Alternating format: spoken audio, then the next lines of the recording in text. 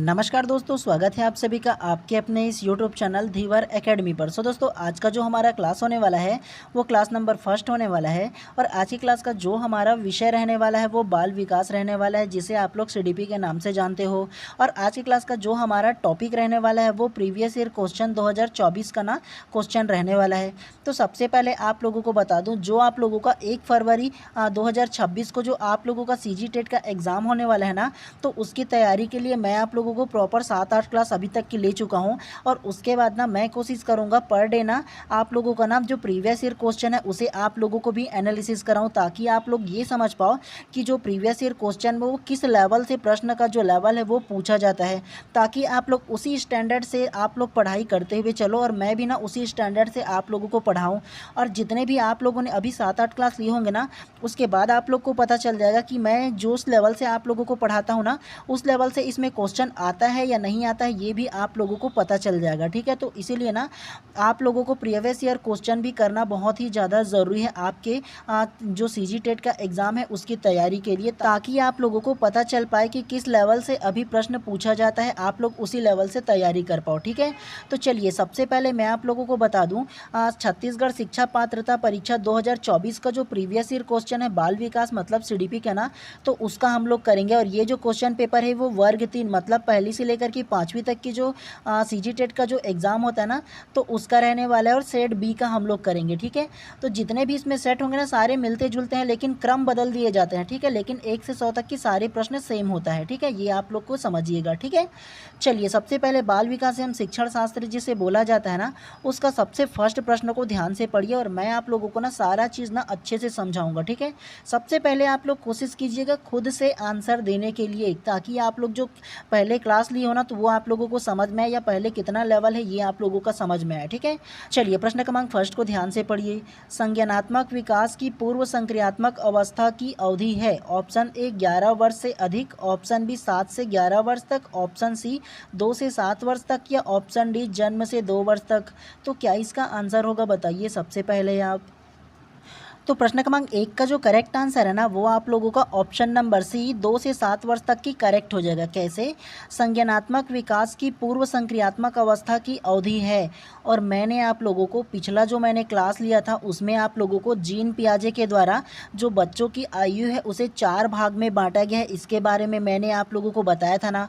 सबसे पहला जो आयु है उसे संवेदी पेशी अवस्था बोलते हैं। क्या? तो सबसे पहला जो है वो संवेदी पेशी अवस्था कहते हैं, जिसका जो आयु है वो जन्म से लेकर के 2 वर्ष तक की ये प्रथम जीन पियाजे ने बांटा है। इसका नाम जो है वो संवेदी पेशी अवस्था है। नोट करके रखना है कॉपी में आप लोगों को। ठीक है, पूछा जाता है हमेशा। और दूसरा जो आयु है वो आप लोगों को हो जाएगा पूर्व संक्रियात्मक अवस्था। कौन सा?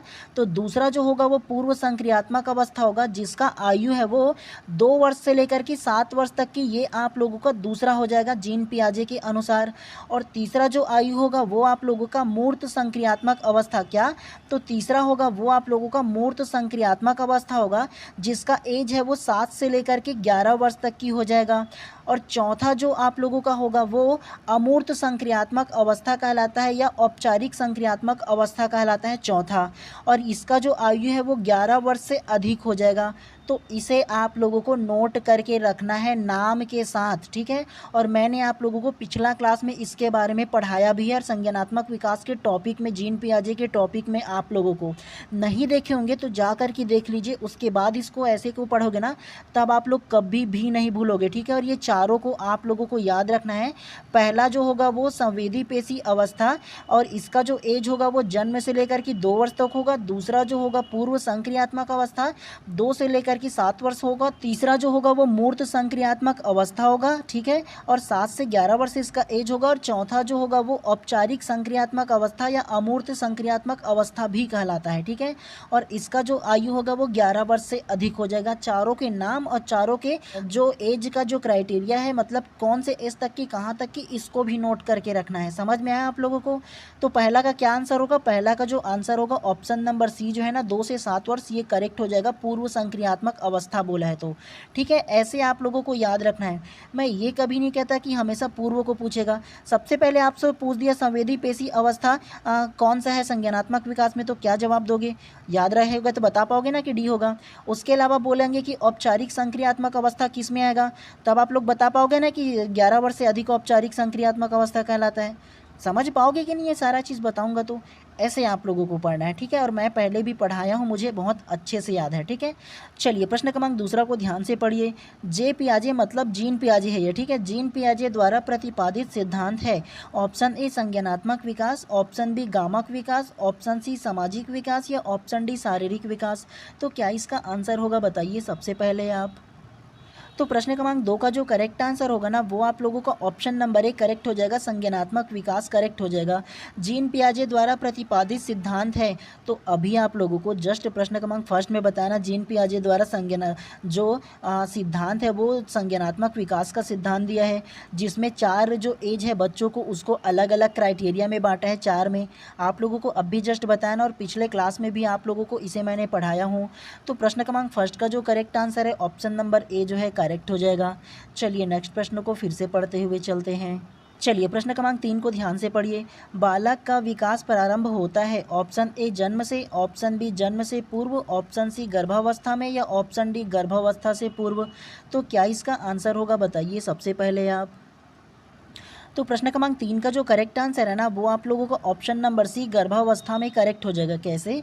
बालक का विकास प्रारंभ होता है, तो एक जो बालक है ना, उसका जो विकास प्रारंभ होता है वो गर्भावस्था में ही विकास प्रारंभ हो जाता है। एक जो अंडाणु और शुक्राणु मिलकर के किस प्रकार से एक जो बच्चे का बॉडी है उसका निर्माण करता है, और निर्माण होने के बाद धीरे धीरे गर्भ में जो बच्चा बालक बड़ा होता है ना, उसका जो बड़ा हो दिमागी रूप से भी होता है, संतुलन सारा चीज़, उसका जो बॉडी का स्ट्रक्चर है वो सारा चीज़ तैयार हो जाता है गर्भावस्था में ही। तो विकास ही ना हो रहा है जी उसका, है। और मैंने आप लोगों को पिछले क्लास में विकास और वृद्धि के टॉपिक में आप लोगों को इसको बारे में पढ़ा ही चुका है। तो इस प्रकार से प्रश्न क्रमांक 3 का जो करेक्ट आंसर है ऑप्शन नंबर सी जो है करेक्ट हो जाएगा। चलिए प्रश्न क्रमांक 4 को भी इसी प्रकार से पढ़ते हुए चलते हैं। चलिए प्रश्न क्रमांक 4 को ध्यान से पढ़िए। किसने कहा था किशोरावस्था बड़े संघर्ष, तनाव, तूफान तथा विरोध की अवस्था है? Option A Crow and Crow, option B Stanley Hall, option C Hunt या ऑप्शन डी सिम्पसन। तो क्या इसका आंसर होगा बताइए सबसे पहले आप। तो प्रश्न क्रमांक 4 का जो करेक्ट आंसर है ना, वो आप लोगों का option number B Stanley Hall correct हो जाएगा। कैसे? किसने कहा था किशोरावस्था बड़े संघर्ष, तनाव, तूफान तथा विरोध की अवस्था है? तो स्टेनली हॉल ने कहा था। इसे आप लोगों को नोटबुक में नोट करके रखना है, जो अपना शॉर्ट नोट्स बना रहे हो उसमें नोट करके रखिए।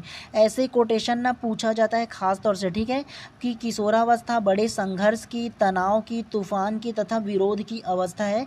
तो स्टेनली हॉल नामक मनोवैज्ञानिक ने कहा था, ये बात आप लोगों को याद रखना है। ठीक है, चलिए नेक्स्ट प्रश्न को इसी प्रकार से फिर से पढ़ते हुए चलते हैं। चलिए प्रश्न क्रमांक 5 को ध्यान से पढ़िए।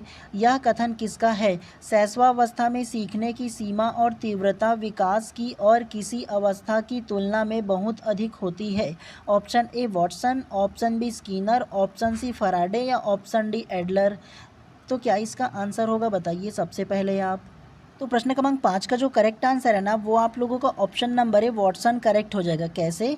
यह कथन किसका है? शैशवावस्था में सीखने की सीमा और तीव्रता विकास की और किसी अवस्था की तुलना में बहुत अधिक होती है।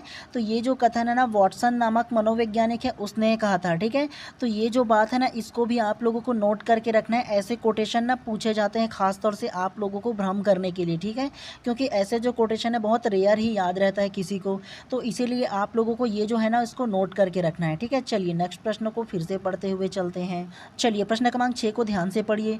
किशोरावस्था में विकास प्रक्रिया में शामिल नहीं है। ऑप्शन ए शारीरिक विकास, ऑप्शन बी मानसिक विकास, ऑप्शन सी भाषा विकास या ऑप्शन डी संवेगात्मक विकास। तो क्या इसका आंसर होगा बताइए सबसे पहले आप। तो प्रश्न क्रमांक 6 का जो करेक्ट आंसर है ना वो आप लोगों का ऑप्शन नंबर सी भाषा विकास करेक्ट हो जाएगा। कैसे? किशोरावस्था में विकास प्रक्रिया में शामिल नहीं है बोला है। तो किशोरावस्था को जो आयु है वो क्या है? तो किशोरावस्था की जो आयु है ना वो 12 वर्ष से लेकर के 18 वर्ष तक की जो एज है ना वो किशोरावस्था कहलाता है। और इस अवस्था में ना जो बालक की जो विकास है ना वो शारीरिक विकास होता है, मानसिक विकास होता है, संवेगात्मक विकास भी होता है, लेकिन भाषाई विकास नहीं होता है। भाषाई विकास वो जब 4 से 5 वर्ष की जो उम्र रहता है ना उसमें उसका संपूर्ण जो भाषा का विकास है वो हो जाता है। मतलब बचपन में ही जो बालक है ना उसको किस भाषा को सीखना है ना, मतलब जो मदर टंग उसका होता है ना, आसपास के जो एरिया का जो लैंग्वेज होता है ना उसको बच्चा जो है वो 5-6 वर्ष की उम्र में बहुत अच्छे से सीख जाया हुआ होता है। तो 12 से 18 की उम्र में मतलब किशोरावस्था की उम्र में ना भाषा विकास नहीं होता है। ये बात आप लोगों को याद रखना, ये शामिल किशोरावस्था में नहीं है, ठीक है। और मैंने आप लोगों को पिछला अपने क्लास में भी इसके बारे में समझाया हुआ था। जो किशोरावस्था की जो आयु हम लोग एज डिस्ट्रीब्यूशन पढ़ रहे थे ना उसमें मैंने आप लोगों को समझाया हुआ था। तो इस प्रकार से प्रश्न क्रमांक 6 का जो करेक्ट आंसर है ऑप्शन नंबर सी जो है करेक्ट हो जाएगा। चलिए नेक्स्ट प्रश्न को इसी प्रकार से पढ़ते हुए चलते हैं। चलिए प्रश्न क्रमांक 7 को ध्यान से पढ़िए। तर्क, जिज्ञासा और निरीक्षण शक्ति का विकास खाली स्थान की आयु में होता है। ऑप्शन ए 7 वर्ष, ऑप्शन बी 6 वर्ष, ऑप्शन सी 9 वर्ष या ऑप्शन डी 11 वर्ष। तो क्या इसका आंसर होगा बताइए सबसे पहले आप। तो प्रश्न क्रमांक 7 का जो करेक्ट आंसर है ना उसके बारे में मैं आप लोगों को बता दूं। ये जो प्रश्न है ना उसे व्यापम के द्वारा विलोपित कर दिया गया था। एक्चुअल वजह ये था कि तर्क, जिज्ञासा और निरीक्षण शक्ति का जो विकास है ना वो 7 वर्ष की आयु में भी होता है, 9 वर्ष की आयु में भी होता है और 11 वर्ष की आयु में भी होता है। तो एक से अधिक आंसर होने के कारण ना व्यापम ने इसे विलोपित कर दिया था। ये बात आप लोगों को याद रखना है, ठीक है। क्योंकि जो बच्चे का जो तर्क, जिज्ञासा, निरीक्षण शक्ति का जो विकास होता है ना वो 7, 9, 11 वर्ष की आयु में कंटिन्यू चलते रहता है, ठीक है। तो ये बात आप लोगों को याद रखना है। ऐसे प्रश्न जो रहेगा वो विवादित रहेगा, उसे विलोपित कर दिया जाता है, ठीक है। तो आप लोगों को इस प्रकार के प्रश्नों को ना खाली नहीं छोड़ना है, कोई ना कोई आंसर लेके ही आप लोगों को छोड़ना है, ठीक है। तो विलोपित होगा ऐसे करके ब्लैंक आप लोग को बिल्कुल भी नहीं छोड़ना है, ठीक है। चलिए प्रश्न क्रमांक 8 को ध्यान से पढ़िए। विकास के परिणाम स्वरूप व्यक्ति में नवीन विशेषताएं और नवीन योग्यताएं प्रकट होती है। यह कथन दिया गया है। ऑप्शन ए हरलॉक का, ऑप्शन बी फ्रीमैन का, ऑप्शन सी कैटेल का या ऑप्शन डी वुडवर्थ का। तो क्या इसका आंसर होगा बताइए सबसे पहले आप। तो प्रश्न क्रमांक 8 का जो करेक्ट आंसर है ना वो आप लोगों का ऑप्शन नंबर है हरलॉक का करेक्ट हो जाएगा। कैसे? विकास के परिणाम स्वरूप व्यक्ति में नवीन विशेषताएं और नवीन योग्यताएं प्रकट होती है, यह कथन दिया गया है। तो ये जो कथन है ना वो हरलॉक द्वारा कहा गया था। इसको भी आप लोगों को नोट करके रखना है अपने कॉपी में, ठीक है। चलिए नेक्स्ट प्रश्न को इसी प्रकार से फिर से पढ़ते हुए चलते हैं। चलिए प्रश्न क्रमांक 9 को ध्यान से पढ़िए। कौन सी प्रक्षेपित विधि नहीं है? ऑप्शन ए रोड्स परीक्षण, ऑप्शन बी प्रसंगात्मक बोध परीक्षण, ऑप्शन सी बालक बोध परीक्षण या ऑप्शन डी स्टैनफोर्ड बिने परीक्षण। तो क्या इसका आंसर होगा बताइए सबसे पहले आप। तो प्रश्न क्रमांक 9 का जो करेक्ट आंसर है ना वो आप लोगों का ऑप्शन नंबर डी स्टैनफोर्ड बिने परीक्षण करेक्ट हो जाएगा। कैसे? कौन सी प्रक्षेपित विधि नहीं है? तो प्रक्षेपित जो विधि नहीं है ना वो स्टैनफोर्ड बिने परीक्षण प्रक्षेपित विधि नहीं है। ये बात आप लोगों को याद रखना है। और ये जो स्टैनफोर्ड बिने परीक्षण है ना वो क्या है सबसे पहले ये जान लो।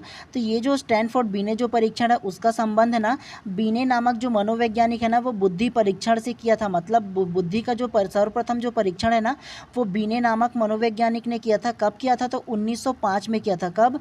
तो बिने ने ना बुद्धि परीक्षण 1905 में किया था। ये बात आप लोगों को याद रखना है। और उन्होंने ना 3 से लेकर के 5 वर्ष के जो बालक है ना उसके बुद्धि का परीक्षण किया था। ये भी बात आप लोगों को याद रखना है। तो इस प्रकार से प्रश्न क्रमांक 9 का जो करेक्ट आंसर है ऑप्शन नंबर डी जो है करेक्ट हो जाएगा। चलिए नेक्स्ट प्रश्न को इसी प्रकार से पढ़ते हुए चलते हैं। चलिए प्रश्न क्रमांक 10 को ध्यान से पढ़िए। परिणात्मक तथा गुणात्मक पक्ष सम्मिलित रहते हैं। ऑप्शन ए बुद्धि में, ऑप्शन बी विकास में, ऑप्शन सी परिवार में या ऑप्शन डी समुदाय में। तो क्या इसका आंसर हो सकता है बताइए सबसे पहले आप। तो प्रश्न क्रमांक 10 का जो करेक्ट आंसर है ना वो आप लोगों का ऑप्शन नंबर बी विकास में करेक्ट हो जाएगा। कैसे? तो परिमाणात्मक तथा गुणात्मक जो पक्ष है ना वो सम्मिलित होता है केवल विकास में। ये बात आप लोगों को याद रखना है। तो इस प्रकार से प्रश्न क्रमांक 10 का जो करेक्ट आंसर है ऑप्शन नंबर बी जो है करेक्ट हो जाएगा।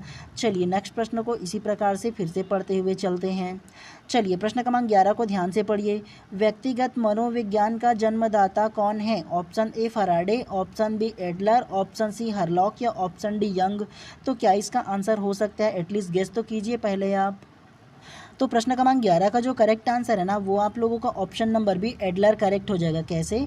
व्यक्तिगत मनोविज्ञान का जन्मदाता कौन है? तो व्यक्तिगत जो मनोविज्ञान है ना, उसका जो जन्मदाता है वो एडलर हो जाएगा। ठीक है, तो इस प्रकार से प्रश्न क्रमांक 11 का जो करेक्ट आंसर है ना, ऑप्शन नंबर बी एडलर जो है करेक्ट हो जाएगा। और मनोविज्ञान के विषय में जब हम लोग पेडागोजी सेक्शन में पढ़ेंगे बाल विकास में ना, तो सारा चीज़ आप लोगों को इसके बारे में बताऊँगा मैं। ठीक है, चलिए नेक्स्ट को पढ़ते हुए चलते हैं।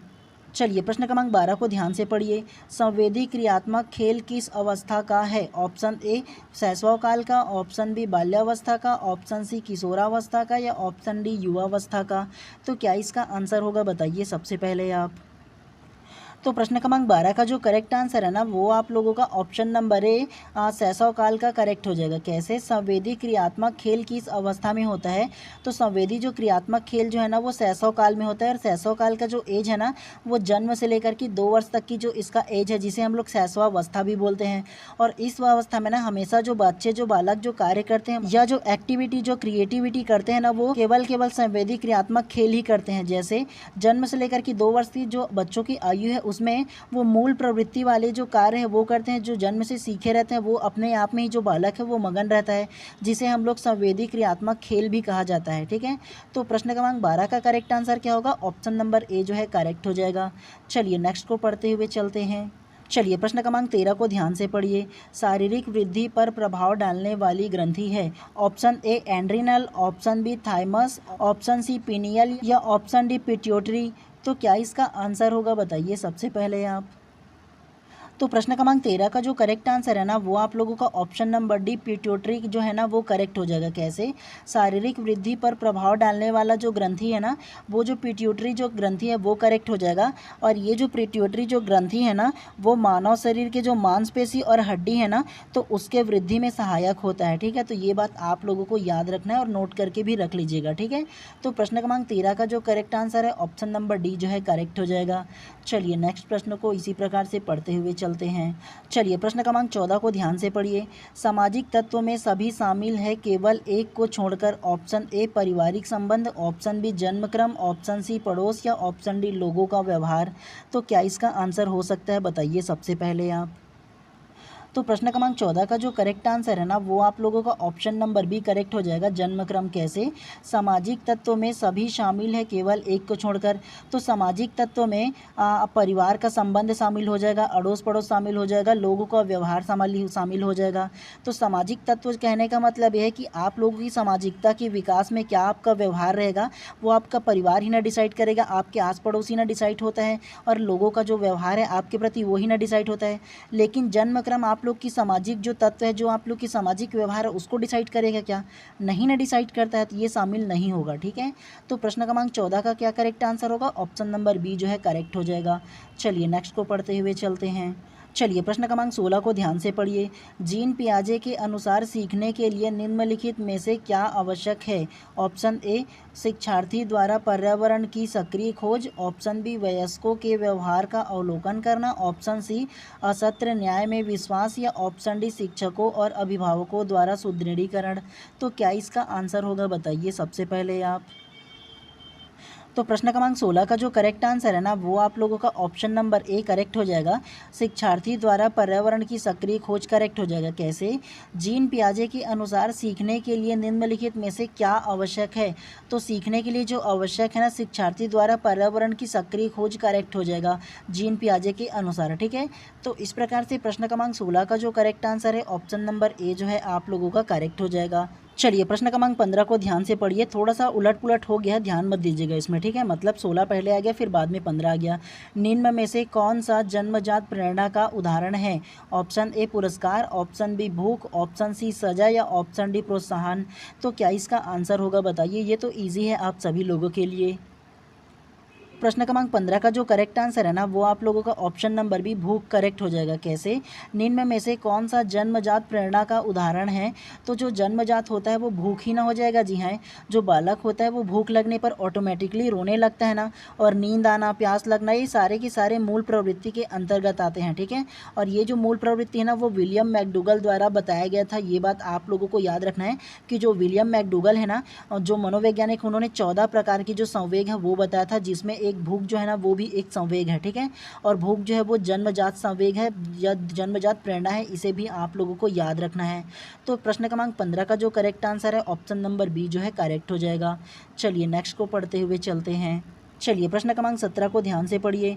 विशेष आवश्यकता वाले बच्चों की कक्षा विशेष विद्यालय की अपेक्षा नियमित विद्यालय में बेहतर होती है क्योंकि वह, ऑप्शन ए कोई लैंगिक भेदभाव नहीं, ऑप्शन बी इक्विटी और समानता, ऑप्शन सी सामान्य छात्रों से प्रतिस्पर्धा, या ऑप्शन डी अच्छा सहयोग। तो क्या इसका आंसर हो सकता है, बताइए सबसे पहले आप। तो प्रश्न क्रमांक 17 का जो करेक्ट आंसर है ना वो आप लोगों का ऑप्शन नंबर बी इक्विटी और समानता करेक्ट हो जाएगा। कैसे? विशेष आवश्यकता वाले बच्चों की शिक्षा विशेष विद्यालय की अपेक्षा नियमित विद्यालय में बेहतर होती है। मतलब मान के चलो कोई एक बालक है ना, वो जो बालक है वो दिव्यांग है, और वो जो दिव्यांग बालक जो है ना उसको नॉर्मल जो स्कूल के जो बच्चे हैं ना उसमें इस दिव्यांग बालक को भी शामिल करके इसको भी पढ़ाया जाएगा।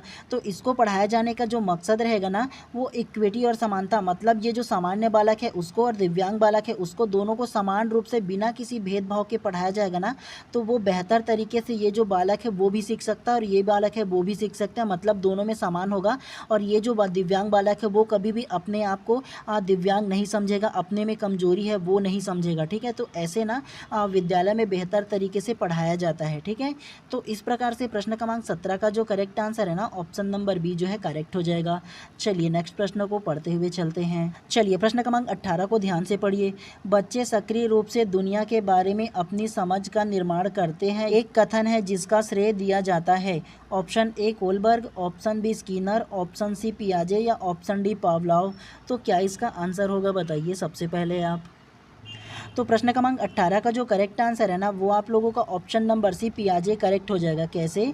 बच्चे सक्रिय रूप से दुनिया के बारे में अपनी समझ का निर्माण करते हैं, एक कथन है जिसका श्रेय दिया जाता है। तो ये जो कथन जो दिया है ना वो पियाजे महोदय ने दिया है, ये बात आप लोगों को याद रखना और नोट करके रख लीजिएगा ऐसे प्रश्नों को। ठीक है, तो प्रश्न क्रमांक 18 का जो करेक्ट आंसर है ऑप्शन नंबर सी जो है करेक्ट हो जाएगा। चलिए नेक्स्ट प्रश्न को इसी प्रकार से पढ़ते हुए चलते हैं। चलिए प्रश्न क्रमांक 19 को ध्यान से पढ़िए। एक छात्र को गिटार सीखने में आनंद आता है और लंबे समय तक अभ्यास करने के बावजूद उसे संतुष्टि मिलती है। छात्र है, ऑप्शन ए अपने शिक्षक को खुश करने की कोशिश कर रहा है, ऑप्शन बी प्रशंसा के लिए दूसरे से प्रतिस्पर्धा करना, ऑप्शन सी अतिरिक्त रूप से प्रेरित, या ऑप्शन डी उपरोक्त में से कोई नहीं। तो क्या इसका आंसर हो सकता है, बताइए सबसे पहले आप। तो प्रश्न क्रमांक 19 का जो करेक्ट आंसर है ना वो आप लोगों का ऑप्शन नंबर सी आंतरिक रूप से प्रेरित करेक्ट हो जाएगा, मतलब अंदर से वो मोटिवेटेड है, ये करेक्ट हो जाएगा। कैसे? एक छात्र को गिटार सीखने में आनंद आता है, लंबे समय तक अभ्यास करने के बावजूद उसे संतुष्टि मिलती है। तो लंबे समय तक की वो जो अभ्यास करता है ना उसके बाद उसको संतुष्टि मिलती है, तो वो जो छात्र है ना वो आंतरिक रूप से प्रेरित ना होगा जी, मोटिवेटेड होगा ना अपने आप से ही। क्योंकि अगर कोई भी कार्य ना, अगर कार्य को करने में आपको मज़ा आता है ना, कोई भी कार्य हो चाहे तो मज़ा आता है, इसका मतलब यह है कि आप आंतरिक रूप से मोटिवेटेड हो, उस कार्य को करना आपको पसंद है ना। तो वो आंतरिक रूप से मोटिवेटेड होंगे तभी ना लंबे समय तक उस कार्य को कर पाओगे। तो इस प्रकार से प्रश्न क्रमांक 19 का करेक्ट आंसर होगा ना वो ऑप्शन नंबर सी आंतरिक रूप से प्रेरित जो है ना वो करेक्ट हो जाएगा। चलिए नेक्स्ट प्रश्न को पढ़ते हुए चलते हैं। चलिए प्रश्न क्रमांक 20 को ध्यान से पढ़िए।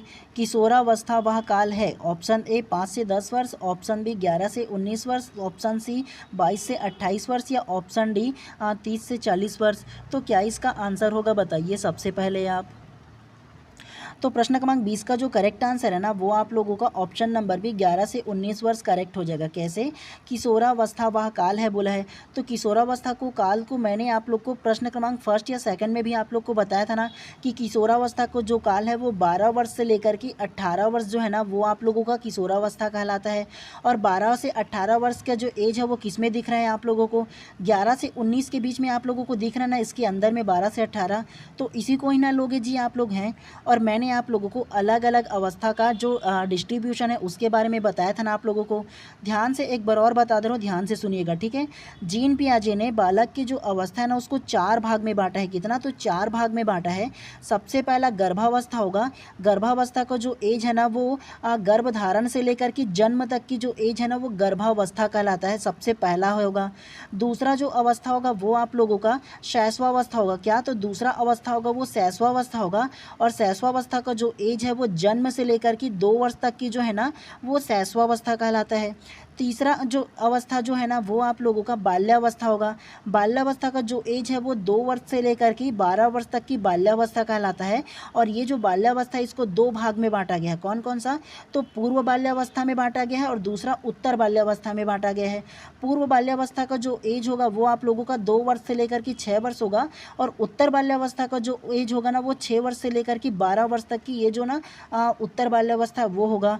तो इसको 2 भाग में बांटा गया। और चौथा जो एज होगा ना वो आप लोगों का किशोरावस्था होगा। और किशोरावस्था का जो एज होगा वो आप लोगों का 12 वर्ष से लेकर के 18 वर्ष तक की जो है ना वो किशोरावस्था कहलाता है। तो इसमें पूछा गया किशोरावस्था, तो किशोरावस्था का जो आएगा वो 11 से 19 के बीच में आ जाएगा, क्योंकि इसी के अंदर 12 से 18 आ रहे हैं ना। तो इन चारों को आप लोगों को नाम को और इसके जो वर्ष है मतलब जो इसका एज है इन दोनों को आप लोगों को याद रखना है, ठीक है। पूछा जाता है अक्सर, इसीलिए बता रहा हूँ, ठीक है। तो इस प्रकार से प्रश्न क्रमांक 20 का जो करेक्ट आंसर है ऑप्शन नंबर बी जो है करेक्ट हो जाएगा। चलिए प्रश्न क्रमांक 21 को ध्यान से पढ़िए। निम्नलिखित में से कौन संज्ञान का घटक नहीं है? ऑप्शन ए भावनाएं, ऑप्शन बी विचार, ऑप्शन सी ध्यान या ऑप्शन डी धारणा। तो क्या इसका आंसर होगा बताइए सबसे पहले आप।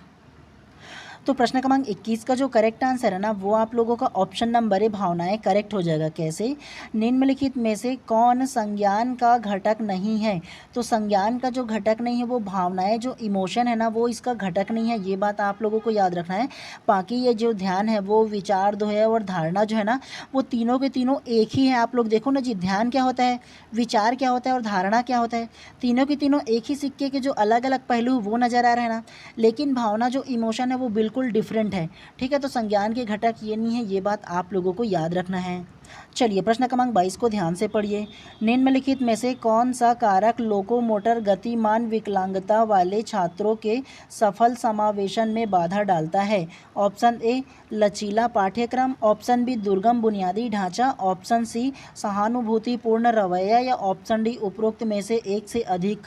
तो क्या इसका आंसर होगा बताइए सबसे पहले आप। तो प्रश्न क्रमांक 22 का जो करेक्ट आंसर है ना वो आप लोगों का ऑप्शन नंबर बी करेक्ट हो जाएगा। दुर्गम बुनियादी जो ढांचा है वो करेक्ट हो जाएगा। कैसे?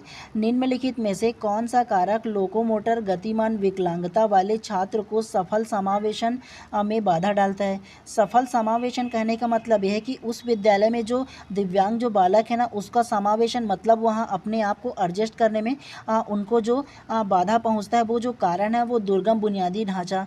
अगर स्कूल का बुनियादी ढांचा अच्छा नहीं रहेगा तो क्या वो जो दिव्यांग बालक है उसको अच्छे से पढ़ने में उसका सहयोग होगा क्या? अगर बच्चा मान के चल जो दिव्यांग है वो सुन नहीं सकता तो उसको जो फिंगर के माध्यम से मतलब दृश्य उसको पढ़ाया जाता है ना हाथ पाँव के माध्यम से इशारे से, तो वैसा जब तक कि अगर उसको बुनियादी ढांचा नहीं मिल पाएगा तो वो पढ़ पाएगा क्या? नहीं ना पढ़ पाएगा, तो वो उसके लिए बाधा हो जाएगा जो दुर्गम बुनियादी ढांचा वो नहीं रहेगा। तो इस प्रकार से प्रश्न क्रमांक 22 का करेक्ट आंसर क्या होगा? ऑप्शन नंबर बी जो है करेक्ट हो जाएगा। चलिए नेक्स्ट प्रश्न को पढ़ते हुए चलते हैं इसी प्रकार से। चलिए प्रश्न क्रमांक 24 को ध्यान से पढ़िए। विकलांग बच्चों के लिए एकीकृत शिक्षा की केंद्र प्रयोजना योजना का उद्देश्य विकलांग बच्चों के लिए शैक्षिक अवसर प्रदान करना है। ऑप्शन ए विशेष school, option B open school, option C नियमित स्कूल या option D blind relief association school. तो क्या इसका आंसर होगा बताइए सबसे पहले आप। तो प्रश्न क्रमांक 24 का जो करेक्ट आंसर है ना वो आप लोगों का ऑप्शन नंबर सी करेक्ट हो जाएगा, नियमित स्कूल। कैसे? विकलांग बच्चों के लिए एकीकृत शिक्षा की केंद्रीय प्रयोजना योजना उद्देश्य विकलांग बच्चों के लिए शैक्षिक अवसर प्रदान करना। तो जो दिव्यांग जो बालक है ना उसको नियमित स्कूल में भी उसको पढ़ाया जा सकता है जब उसका जो दिव्यांगता का जो परसेंटेज है ना उसके अनुसार पढ़ाया जाता है, ठीक है।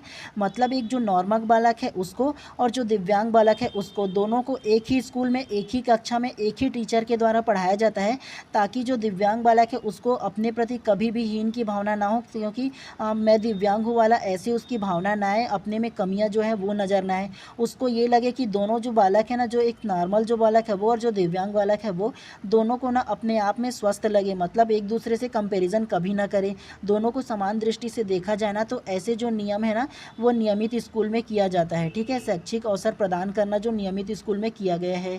तो इस प्रकार से प्रश्न क्रमांक 24 का जो करेक्ट आंसर है ऑप्शन नंबर सी जो है करेक्ट हो जाएगा। चलिए नेक्स्ट प्रश्न को पढ़ते हुए चलते हैं। चलिए प्रश्न क्रमांक 25 को ध्यान से पढ़िए।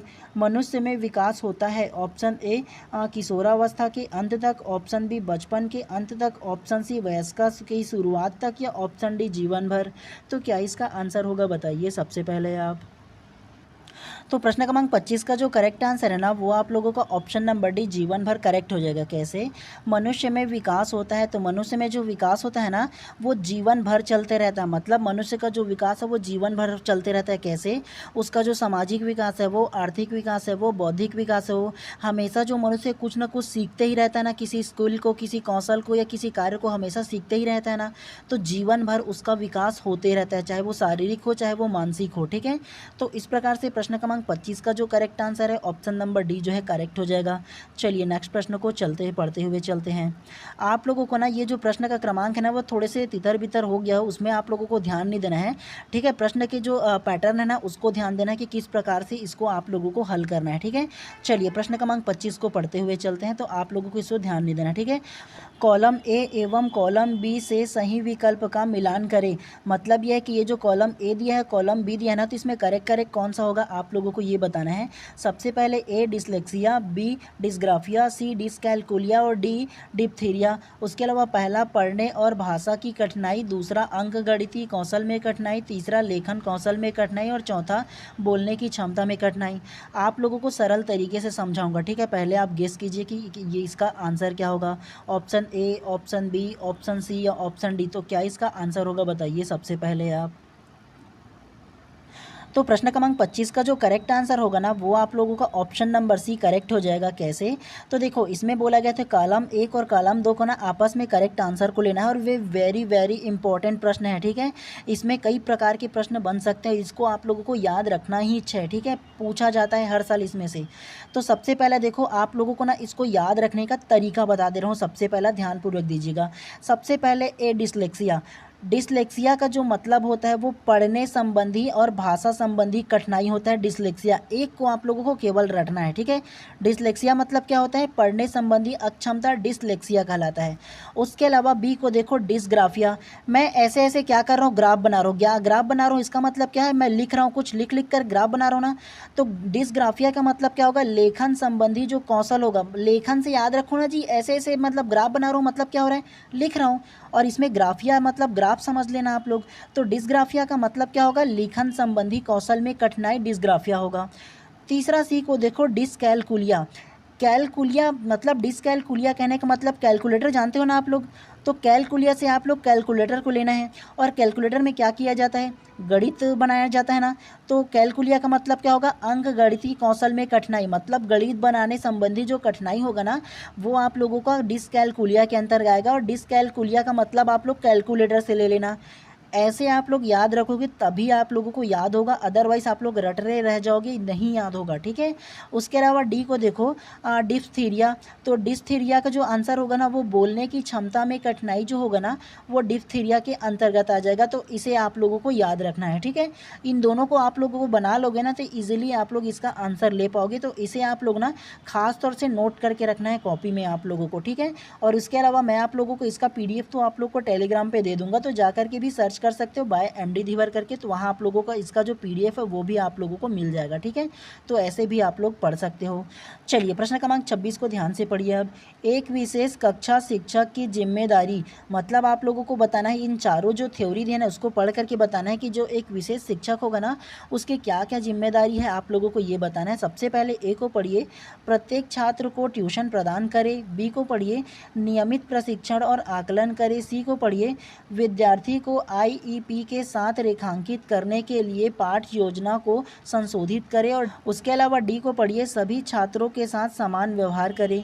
निम्नलिखित विकल्पों में सही विकल्प उत्तर का चयन कीजिए। ऑप्शन ए केवल एक और बी, ऑप्शन बी केवल ए और सी, ऑप्शन सी केवल ए बी सी और ऑप्शन डी केवल ए बी और डी। तो क्या इसका आंसर होगा, दोबारा पढ़ लीजिए लेकिन करेक्ट आंसर लेने की कोशिश कीजिए। तो क्या इसका आंसर होगा बताइए सबसे पहले आप। तो प्रश्न क्रमांक 26 का जो करेक्ट आंसर है ना वो आप लोगों का option number C, A B और सी करेक्ट हो जाएगा। कैसे? एक विशेष शिक्षा शिक्षक की जिम्मेदारी होता है और एक विशेष शिक्षक कहने का मतलब ये है कि जो बालक दिव्यांग होते हैं, चाहे वो अंधे, बहरे, गूंगे या शारीरिक रूप से जो डिसेबल होते हैं ना, जिसे हम लोग दिव्यांग कहते हैं, तो वैसे बालकों की जो स्कूल होता है वो अलग होता है। विशेष कक्षाएँ उसकी लगता है, विशेष स्कूल लगता है, विशेष इंस्ट्रूमेंट, विशेष गैजेट के माध्यम से उनको पढ़ाया जाता है, आप लोगों को पता होगा। और वैसे जो विद्यार्थी है ना, और वैसे शिक्षक के लिए अलग से उसका चयन किया जाता है ना। तो प्रत्येक जो छात्र है ना उसको पर्सनली तौर पे वो जो शिक्षक है ना वो ट्यूशन दे सकता है, मतलब स्कूल में ही, ठीक है। उसके अलावा नियमित परीक्षण और आकलन करता है कि कौन बच्चा कितना सीखा है। आप लोगों को पता होगा जो बहरा जो बालक होता है उसके लिए गैजेट आता है कान में लगाने के लिए, जो अंधा होता है उसके लिए ब्रेल लिपि मेथड आता है अलग अलग प्रकार से, है ना। तो उसके लिए अलग अलग प्रकार से उनका जो परीक्षण करना, नियमित उसका आकलन करना कि वो कितना सीखा है और कितना नहीं, तो ये भी करेक्ट हो जाएगा।